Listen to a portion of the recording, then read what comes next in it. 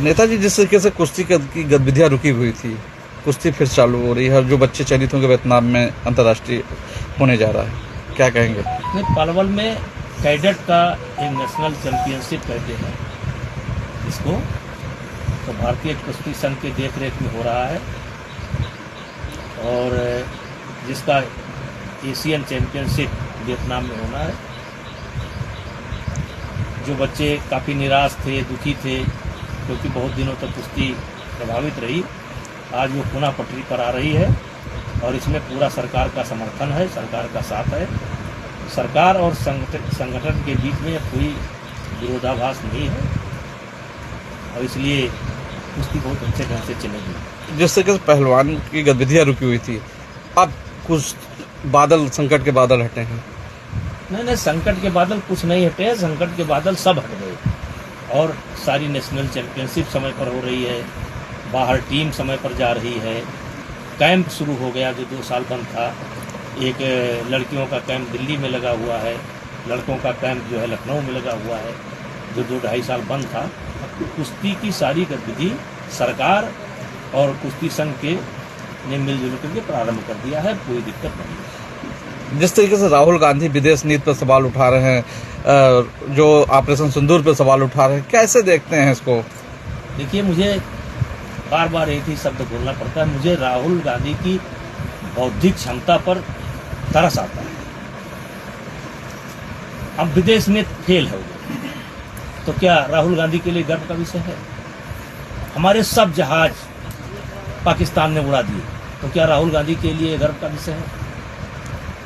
क्या वो समझते हैं इससे देश में जो सवाल वो उठा रहे हैं, इससे देश में खुशी की लहर दौड़ जाएगी, सब राहुल गांधी के पीछे चलने लगेंगे? ये राहुल जी को ये समझ नहीं है कब क्या सवाल उठाना चाहिए और कब क्या नहीं उठाना चाहिए। और सूप बोले तो बोले, चलनी बोले, जिसमें 72 छेद। मैं पूछना चाहता हूँ, 71 में 92,000 सैनिक जो बंदी बना करके 7 महीना 8 महीना हम लोगों ने खिलाया पिलाया, उसको क्यों छोड़ दिया था? कांग्रेस पार्टी का शासन था, क्यों छोड़ दिया था? इसका जवाब है उनके पास। 92,000, दुनिया के इतिहास में इतनी बड़ी सेना कभी सरेंडर ही नहीं की। 8 महीने तक हमने खिलाया, क्यों छोड़ दिए? जिस समस्या के कारण आज ऑपरेशन सिंदूर चला, ये समस्या किसकी देन है? क्या अपनी भूल नहीं देखोगे आप? और अगर आपको उठाना है तो किसी उचित फोरम पर उठाइए, आपको जवाब मिलेगा।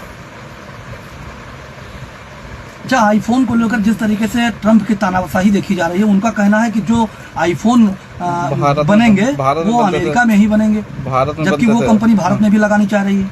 अब भाई, ये ट्रंप पर हम इतनी जानकारी नहीं, लेकिन अगर आईफोन कंपनी अपने यहाँ लगती है तो क्या इसका लाभ? चलिए छोड़िए, इस सवाल को बताइए। ऑपरेशन सिंदूर को लेकर जिस तरीके से स्वामी प्रसाद मौर्य घूम के कह रहे हैं कि देश के प्रधानमंत्री की हवा निकल गई, क्या जरूरत थी जो 48 घंटे में युद्ध विराम करने की?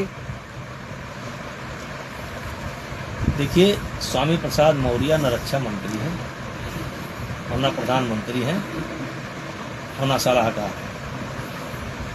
तो भोंकते रहे, इसके पहले भी बहुत भोंके हैं।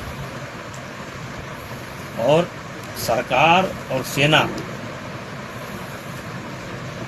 जो भी निर्णय लेती है सोच समझ कर लेती है। क्यों लिया, इसका जवाब समय आने पर उनको मिलेगा।